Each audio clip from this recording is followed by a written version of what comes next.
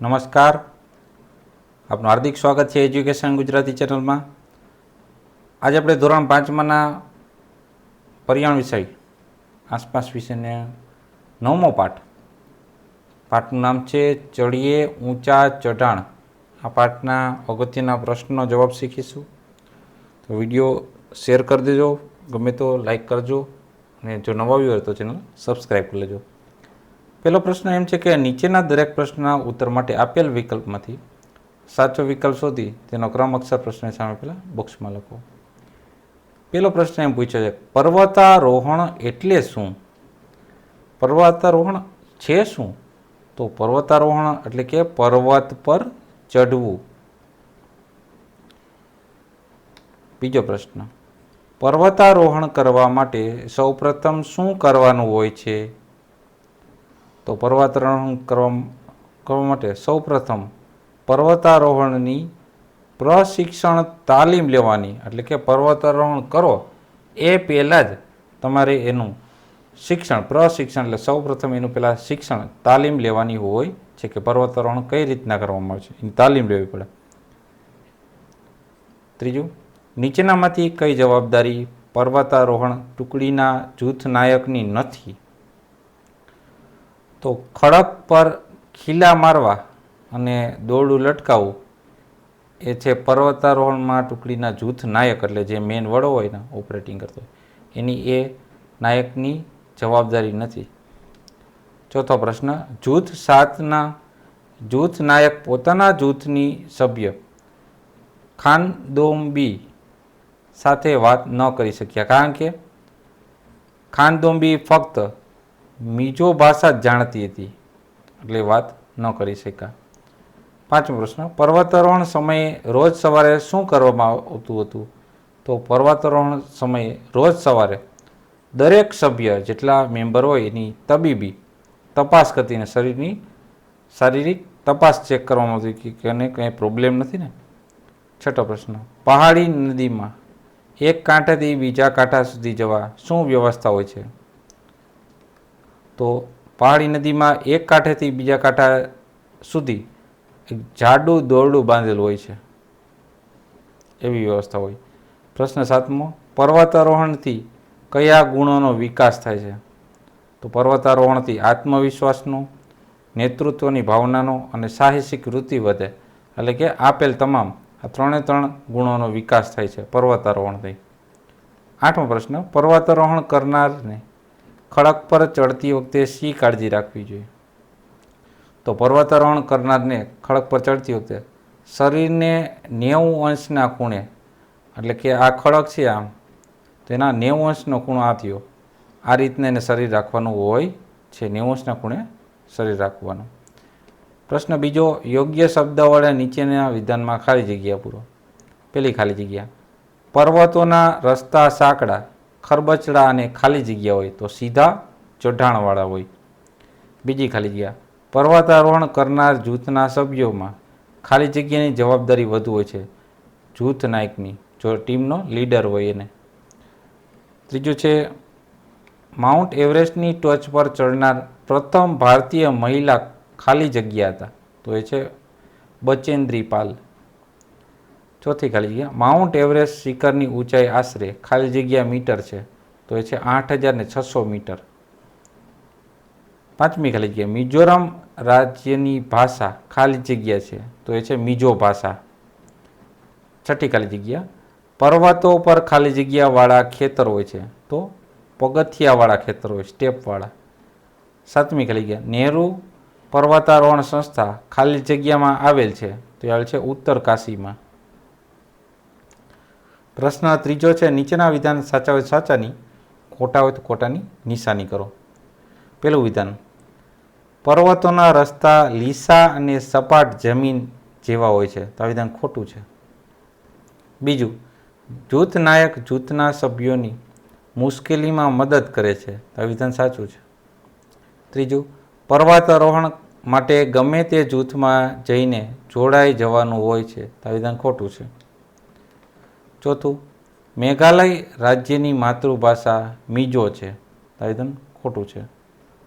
પાંચમું, પર્વતારોહણ વખતે સવારના નાસ્તામાં વિટામિન સી અને લોહ તત્વની ગોળીઓ તથા ગરમ ચોકલેટી દૂધ શક્તિ અને ગરમી દૂધ છે શક્તિ અને ગરમી માટે આપવામાં ચોકલેટી દૂધ. તો આ વિધાન સાચું છે. છઠ્ઠું વિધાન છે બચેન્દ્રી પાલ ઉત્તરાખંડના ગઢવાલ વિસ્તારના નાકુરી ગામમાં મોટા થયા હતા. તો વિધાન સાચું છે. સાતમું, માઉન્ટ એવરેસ્ટની ઊંચાઈ 7,300 મીટર છે. તો આ વિધાન ખોટું છે. પ્રશ્ન ચોથો છે બંધ બેસતા જોડકા રચો. પેલું છે સંગીતા અરોરા, તો એ છે જૂથ 7ના જૂથ નાયક. બચેન્દ્રી પાલ, તો એ છે માઉન્ટ એવરેસ્ટ ચડનાર પ્રથમ ભારતીય મહિલા. ખાનદોનબી, તો એ છે મિઝોરમના જે રહેવાસી છે એ છે ખાનદોંબી. બ્રિગેડિયર જ્ઞાનસિંહ, તો એ છે બચેન્દ્રી પાલના માર્ગદર્શક હતા. પ્રશ્ન પાંચમો, નીચેના પ્રશ્નના ઉત્તર 1-2 વાક્યમાં લખો. પહેલો પ્રશ્ન છે પર્વતના રસ્તા કેવા હોય છે?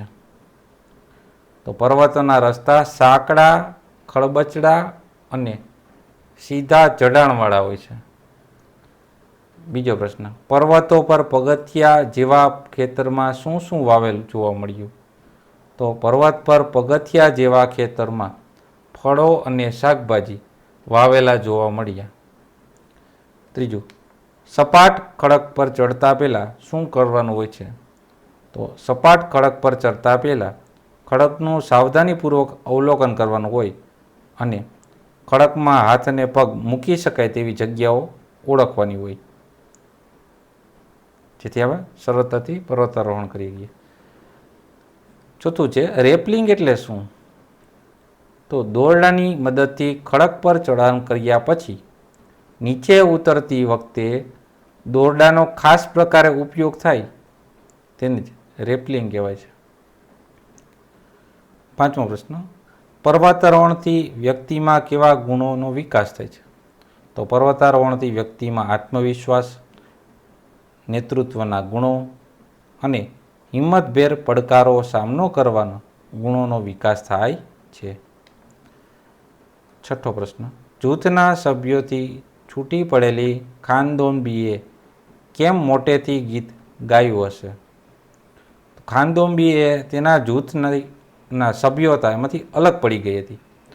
ખાનદોંબીનું મિજો ભાષામાં મોટેથી ગીત ગાવાનું ચાલુ રાખવાથી તેના જૂથના સભ્યોએ તેને સહેલાઈથી શોધી શકે એ માટે મોટેથી ગીતો ગાવા માંડી, કારણ કે જૂથમાંથી અલગ થઈ ગઈ હતી, કારણ કે એને બીજી ભાષા આવડતી નથી એટલે ગીત ગાવા માંડી એ ભાષામાં.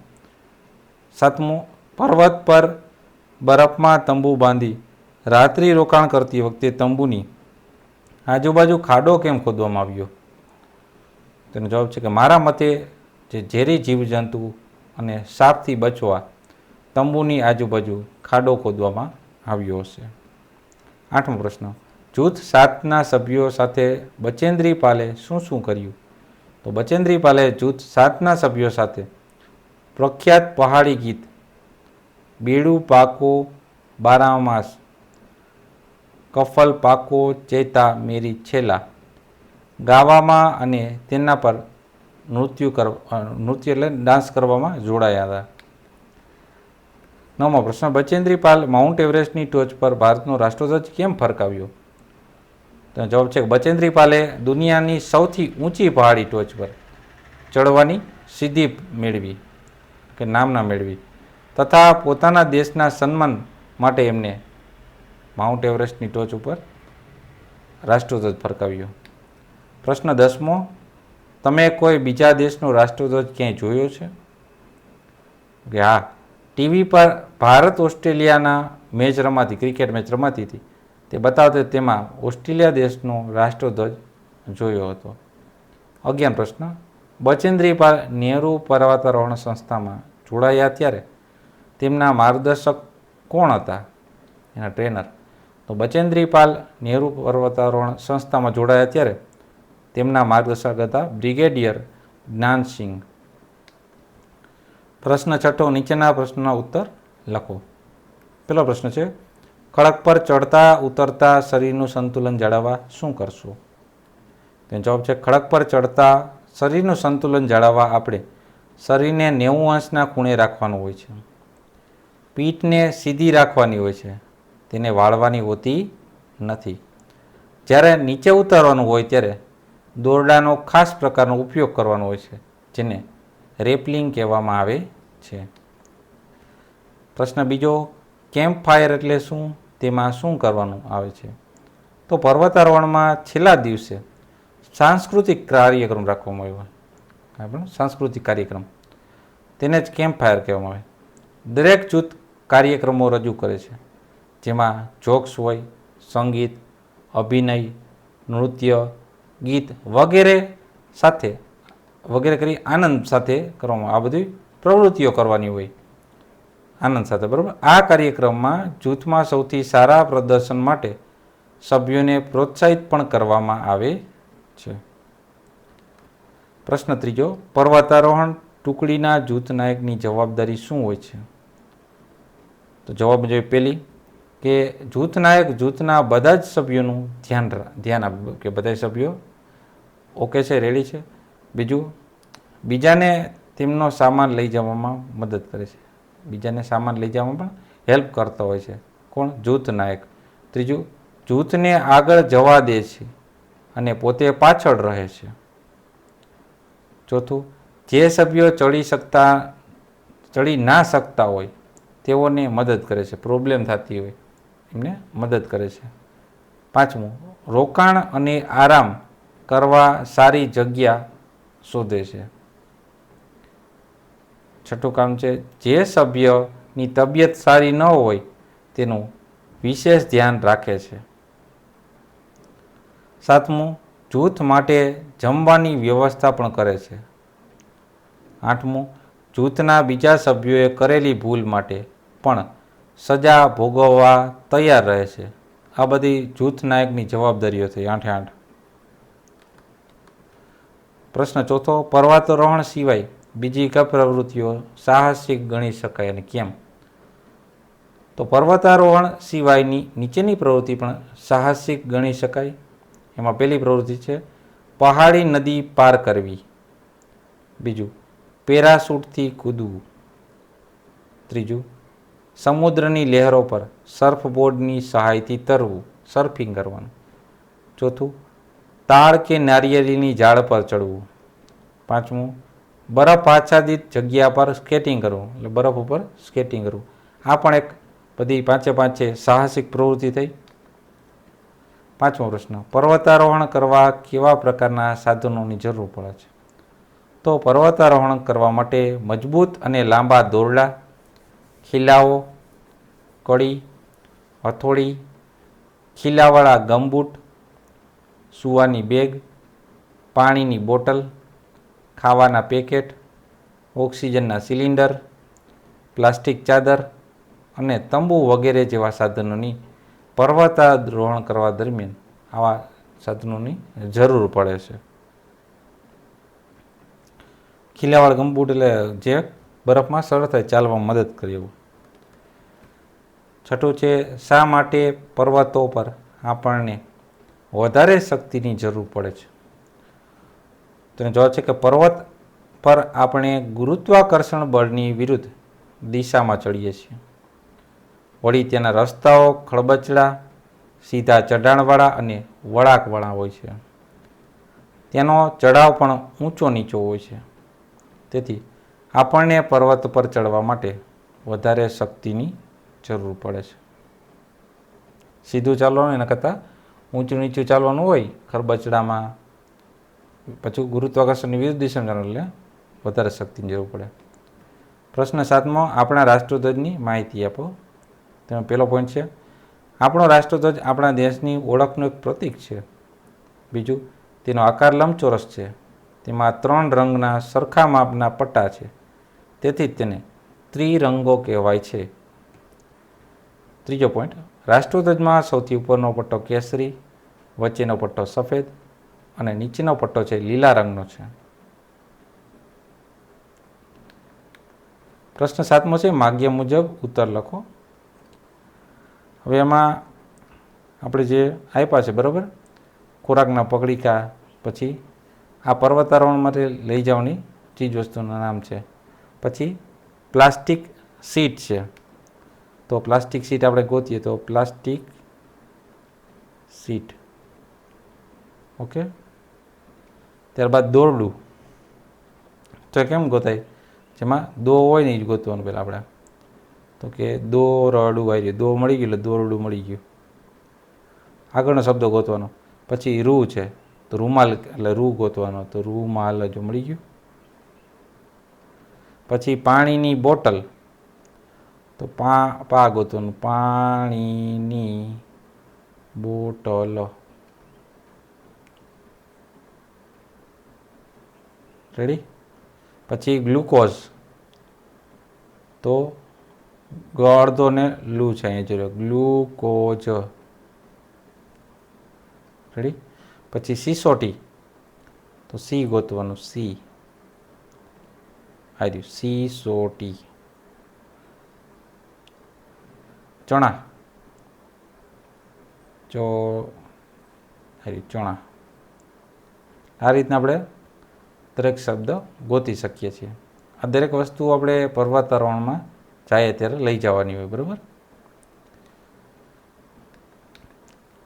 પ્રશ્ન બીજો છે, પર્વત ચડવો કેમ સાહસભર્યો અને પડકારરૂપ છે, સમજાવો. જો તમારે પર્વત ચડવાનો હોય તો તમે કેવી તૈયારી કરશો, તમે તમારી સાથે શું લેશો, તમારા પોતાના શબ્દમાં લખો. તો પર્વત ચડવું ખૂબ જ મુશ્કેલ ભર્યું કાર્ય છે. તેમ કરવામાં પડી જવાનો, ઈજા થવાનો એટલે કે લાગી જવાનો, થાક લાગવાનો અને જીવ જવાનો પણ ખતરો રહેલ છે. આથી પર્વત પર ચડવું એ સાહસભર્યું અને પડકારરૂપ છે. જે માટે પર્વત પર ચડવાનું હોય તો સૌપ્રથમ કોઈ પર્વતારોહણની સંસ્થામાં હું એક સારા પ્રશિક્ષક પાસેથી પ્રશિક્ષણ લઉં. પર્વત પર ચડવા માટે કેવી સજ્જતા કેળવણી, કેવી સજ્જતા એટલે કે એવું ધ્યાન રાખવું તે બાબત સારી રીતે પહેલાં શીખી લઉં. પર્વત ચડતી વખતે હું મારી સાથે ખોરાકના પડીકા, પાણીની બોટલ, દોરડું, કડી, પ્લાસ્ટિક સીટ, ડાયરી, રૂમાલ, સાબુ, કોટ, સિસોટી, બેટરી, ગ્લુકોઝ, ગોળ, ચણા અને બીજા નાસ્તા વગેરે વસ્તુઓ સાથે લઈ જઈશ. પ્રવૃત્તિમાં જોઈ તો પહેલી પ્રવૃત્તિ છે, તમે પર્વત પરના રસ્તા વિશે શું જાણો છો, નીચે ચિત્ર દોરો. તો આ તમે જુઓ, પર્વતના રસ્તા, આ રસ્તા છે બરાબર, ગોળ ગોળ ગોળ ગોળ હોય. અહીંયા જુઓ તમે આ પર્વતમાં રસ્તા, રેડી. આ રીતનું એક ચિત્ર દોરેલ છે.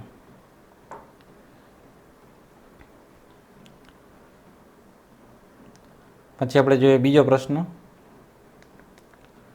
બીજો પ્રશ્ન છે, તમારા મિત્રને બોલ્યા વગર પુસ્તક અંગે પૂછો, વર્ગમાં આવી જ રીતે કશુંક સમજાવવા પ્રયત્ન કરો, એટલે કે અભિનય કરીને.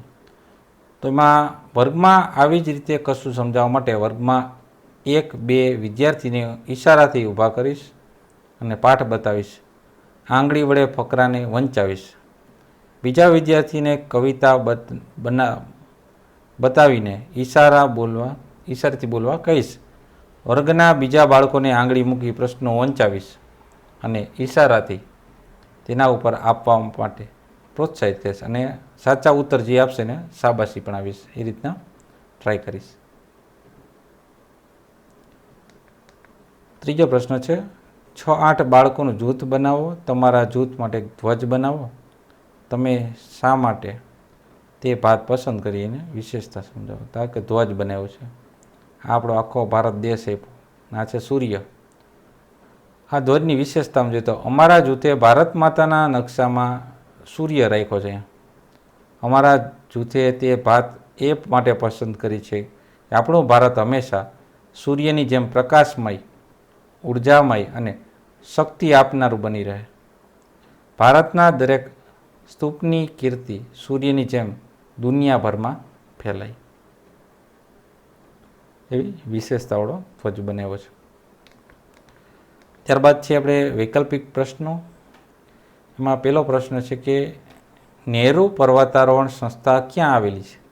તે આવેલ છે ઉત્તરકાશીમાં. બીજો પ્રશ્ન, નીચેનામાંથી કઈ જવાબદારી પર્વતારોહણ ટુકડીના જૂથ નાયકની હોય છે? તો એ જૂથના સભ્યોને સામાન લઈ જવામાં મદદ કરવી, જૂથના સભ્યોની તબિયત સારી ન હોય તો તેનું વિશેષ ધ્યાન રાખવું, જૂથના સભ્યો માટે જમવાની વ્યવસ્થા કરી. કે આપેલ તમામ 3 છે કાર્ય એ જૂથ નાયકના હોય છે. ત્રીજો પ્રશ્ન, માઉન્ટ એવરેસ્ટને નેપાળમાં શું કહે છે? તો માઉન્ટ એવરેસ્ટને નેપાળમાં કહે છે સાગરમથા. ચોથો પ્રશ્ન છે, બચેન્દ્રી પાલે માઉન્ટ એવરેસ્ટની ટોચ પર પહોંચી શું કર્યું? તો બચેન્દ્રી પાલે માઉન્ટ એવરેસ્ટની ટોચ પર ચડી અને પહોંચી ગઈ જ્યારે ભારતનો ત્યાં રાષ્ટ્રધ્વજ ફરકાવ્યો ટોચ પર.